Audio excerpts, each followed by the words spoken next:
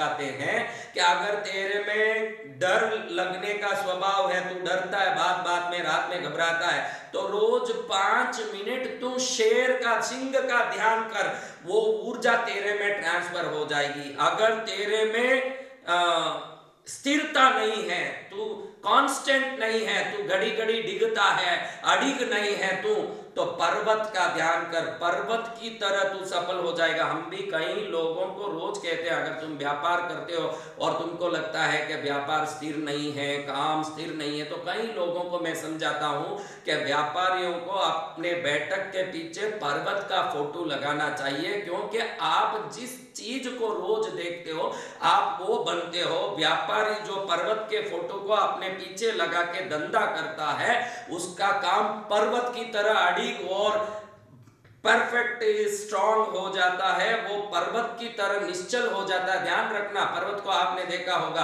पर्वत के ऊपर कितने ही लोग चढ़ रहे हैं, पर्वत में कितने ही वृक्ष हैं, उन वृक्षों से पत्ते झड़ रहे हैं, कभी नए पत्ते आ जाते हैं, कभी कोई जंगली जीव उस पर्वतों में चढ़ के घूमते रहते हैं, गाय भैंस बकरी घोड़ा जंगली कुत्ता, कई चीजें घूमती है, कई चलते हैं, कई लोग उस पर सैर सपाटा करने आते हैं, कभी बर्फ उस पर गिरता है, कभी पानी उस पर गिरता है, कभी तूफान उस पर आता है, कभी गर्मी उस पर लगता है, लेकिन इन सब चीजों को बाहर में होते हुए भी अंदर से पर्वत सदा के लिए निश्चल, स्थिर और अडिग रहता है।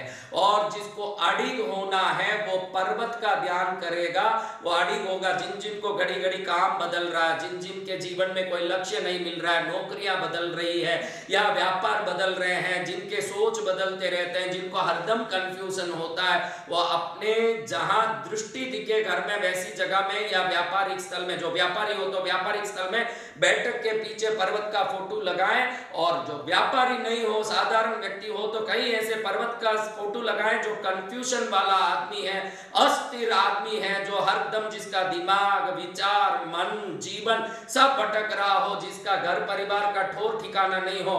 पर्वत ऐसा काम करता है। मैं नहीं कह रहा हूं, ध्यान बिंदु, ध्यान शतक आदि जैन ग्रंथ कहते हैं कि तू जिस वस्तु का ध्यान करेगा तू वही बन जाएगा। आप ध्यान रखना, कुछ मत करो। मेरा ये प्रवचन आप सुन रहे हो, 2 मिनट के लिए कार्यक्रम, मेरा प्रवचन खत्म होने के बाद भाई मेरा प्रवचन मत छोड़ देना, इतना तो निवेदन करता हूं।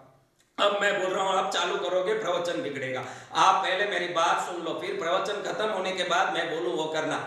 आप बनावटी हंसी शुरू करिए। जैसे ही मेरा प्रवचन खत्म हुआ, नाम के लिए ऐसे ही कोई हंसाने का मौका नहीं, कोई उपाय नहीं, हंसाने वाला कोई कारण नहीं, फिर भी आप हंसिए, हा हा हा हा हा करिए। 1 मिनट में आप देखेंगे कि हंसी असली में आपके अंदर से आने लगती है। और एक गुस्सा करिए, बनावटी गुस्सा, मैं कौन हूं पता है, मार दूंगा, ऐसे करने लगी है। 1 मिनट में देखिए असली गुस्सा आपके अंदर प्रकट होता है। कोई भी वस्तु बनावटी क्यों ना हो, कोई भी वस्तु दिखावटी क्यों ना हो, आखिर वो घर करके रहता है, वो हमारे अंदर घुसता है। इसलिए ध्यान शतक कहता है कि जो करना चाहता है उसको सोच के कर, क्योंकि वो आदत पड़ गया तो वो आदत ही तू बन जाएगा, फिर तू अलग नहीं रहेगा। जिसके अंदर जो आदत है वो उसी आदमी को उस आदत से ही पहचाना जाता है। ये क्रोधी है, ये शांत व्यक्ति है, ये दानी है, ये लोभी है, वो आदत से व्यक्ति पहचाना जाता है। व्यक्ति नाम से कम पहचाना जाता है, क्योंकि दुनिया किसी आदमी को उसके सामने ही नाम लेके पुकारती है, जय राम जी की, नारायण किशोर जी कैसे है, पीछे जाएगा तो बड़ा कंजूस नालायक है, 1 पैसा किसी को देता नहीं है। आदत सही होगा तो जीवन सही होगा, ये ध्यान रखने जैसी बात है ना। हमने विजुअलाइजेशन टेक्निक, भारत में वो सब नाम बगैर भी कैसे शुरू हुआ, ये हमने एकलव्य जी से देखा कि एकलव्य ने किस प्रकार से धनुर्विद्या को अपने अंदर घुसा लिया। क्या एक दिन भी द्रोणाचार्य ने उनको कुछ सिखाया, या द्रोणाचार्य का कोई टेक्निक को उन्होंने पुस्तक में पढ़ा के, कोई कंप्यूटर में, कोई लैपटॉप में, यूट्यूब से देखा? उन्होंने मात्र द्रोणाचार्य को अपने अंदर बैठाया।